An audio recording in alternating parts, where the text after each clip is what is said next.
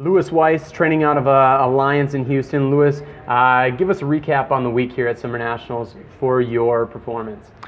As far as I fenced okay. This time, it wasn't, my fencing I don't think was ready to go at this competition, but hopefully in 3 months I'll be ready for the Olympic qualifying season in full stride. So.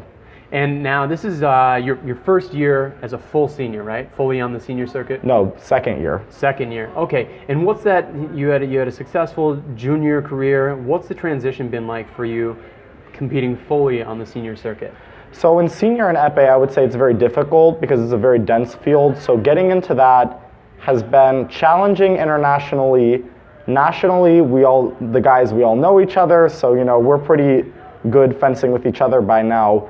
Internationally, it's been a different story. There's a lot of top guys from juniors still around. They're all very old, very experienced. So getting into that has been difficult but fun because I really do enjoy the challenge. So hopefully in the future, I'll just be like them, monstrous on the strip almost. And you got a great training environment in Houston with the Hurleys are there, Ari Simmons is there.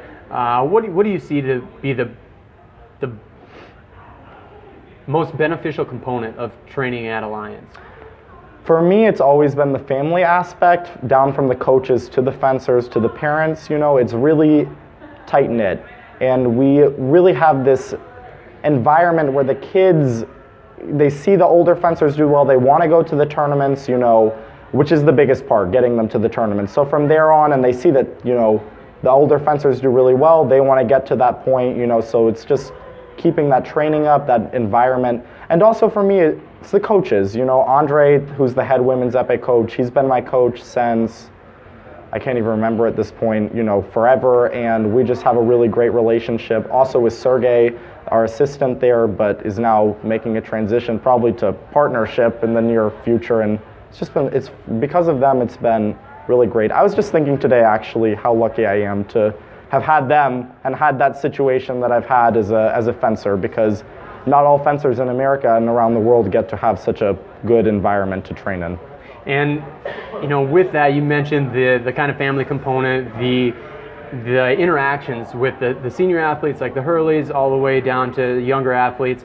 What are your relationships at the club, and how do you feel you most benefit from that type of access to Olympic medalists? So having Courtney and Kelly there has been actually amazing for me personally, because I'm really good friends with them. I really enjoy their company, first of all, which is, I think, the biggest part for me.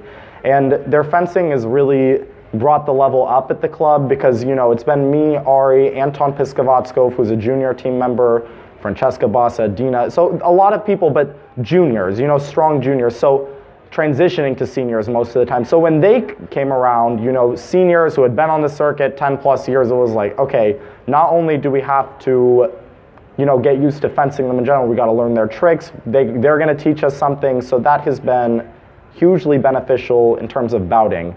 And just, they're good personalities to have around. I really like them, so it's been awesome.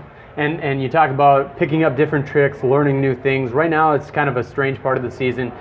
This competition stands alone, really, from the NCAA season. Several months after, several months before October.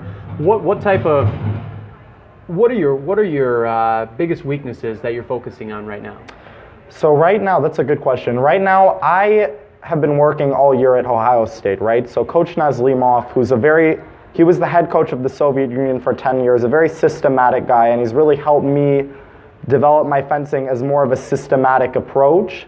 So learning my system, including like your boundaries on the strip, right? What actions are working in what places, what are your percentages and all that, while still keeping that risky, feature to your fencing. It's been really hard to balance, and learning what's right and what's wrong on the strip for you.